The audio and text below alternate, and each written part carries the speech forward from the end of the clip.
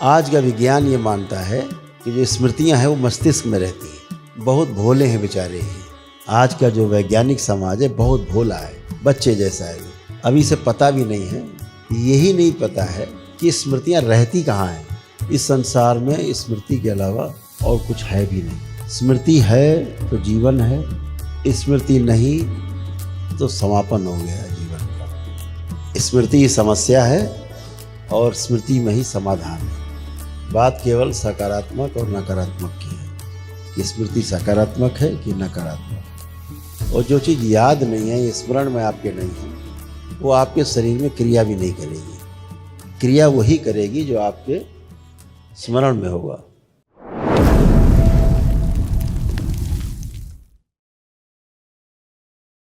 स्मृति के बारे में आप सभी लोगों ने खूब सुना है दरबार से, और शायद पहली बार ही दरबार से सुना है स्मृति के बारे में कि स्मृति ही रोग है और स्मृति स्वास्थ्य है। स्मृति ही समस्या है और स्मृति में ही समाधान है।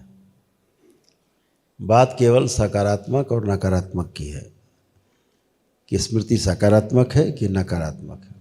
जो सकारात्मक है उसे देव कह दिया गया, जो नकारात्मक है उसे दैत्य कह दिया गया। समझने के लिए है, इस संसार में स्मृति के अलावा और कुछ है भी नहीं।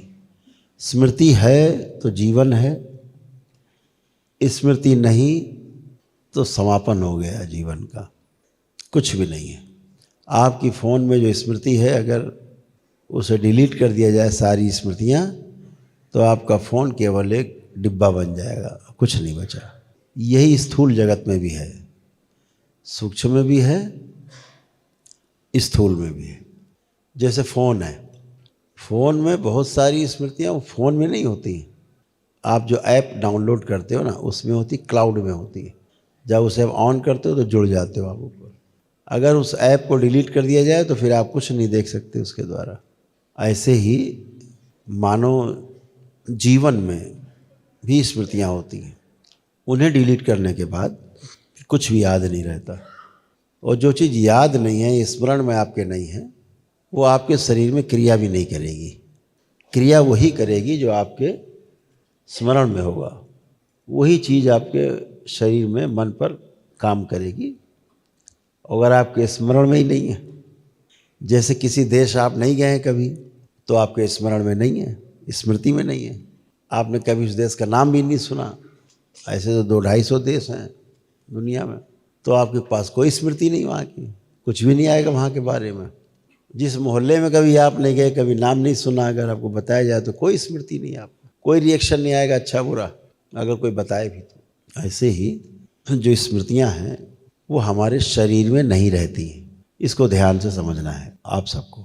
हमारी सभी स्मृतियाँ हमारे जीवन में हैं। वह जीवन जो हमारे अंदर से बैठकर बोल रहा है और आपके अंदर से बैठ के सुन रहा है, उस जीवन में भी पार्ट है। 5 पार्ट है उस जीवन के: आत्मा, बुद्धि, चित्त, वृत्ति और मन।